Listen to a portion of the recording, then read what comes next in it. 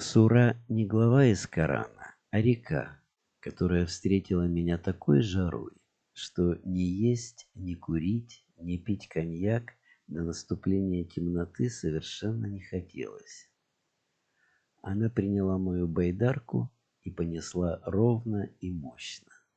Река — это движущаяся облачная обсерватория. Гребу я по-дилетантски, но догребаю, как правило, до финиша. Впрочем, я вообще дилетант. Основное отличие дилетанта от профессионала заключается в том, что первый не ради прокорма трудится. Соответствую. И даже тем, за что платят, занимаюсь по-дилетантски. Полетели мысли. Или побежали, как впадающий в реку холодный лесной ручей, который можно найти только по звуку падающей воды, если различишь его среди шума земли и реки. Так вот, самыми знаменитыми дилетантами были лорд Генри Кавендиш, Винсент ван Гог и библейский Ной. Мне ближе последний. Он прославился тем, что выжил и сохранил генофонд своего мира. И судоводителем он тоже был. У каждого родника свой вкус. И можно напиться вдоволь, не думая о правильном количестве глотков, и впрок набрать. И после этой воды горло не пересыхает. Широка и спокойна Сура. Справа пляжик. Можно остановиться и искупаться. Я у Пушинки двигатель, надо охлаждаться.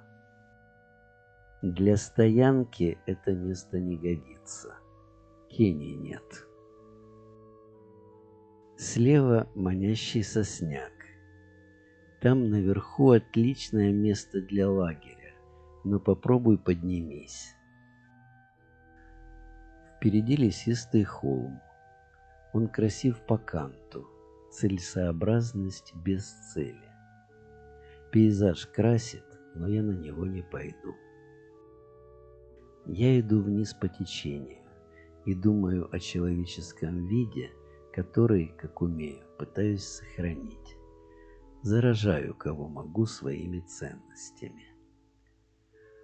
Когда-то, осознав, чем занимаюсь, спросил себя, надо ли это им. И ответил, это надо мне. Мне очень нужно, чтобы люди, у которых я учился, могли найти общий язык с теми, кто будет после меня. А пляжик я миновал. Не время еще охлаждаться. Когда придет время, будет новый. Всегда так бывает. На следующем пляжике стоит пара забавных куликов-сорок. Как только достаю Никон, они взлетают, попискивая. Не понимаю, что пищат. А вот утром, пока уговаривал себя выбраться из палатки, явственно слышал, как неизвестная птичка над рекой восклицала: «Ты видите?» Стоило мне поправить это одесское смешение чисел, как с другой стороны из лесу донеслось: «Мы не вы». Ладно, птахи, пускай на птичьем будет так. Мне надо хранить язык моего вида. Непростое занятие и нервное.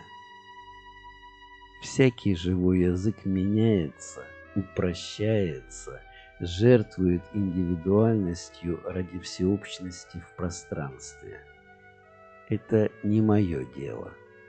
Мое — беречь всеобщность моего языка во времени. Небо заволокло, но прохладнее не стало. Хочется пить.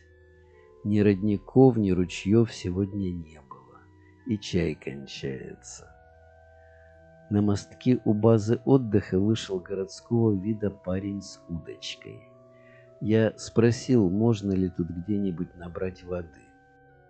Он обосновал свое незнание тем, что на машине приехал, и предложил принести из машины пол-литровую бутылку минеральной.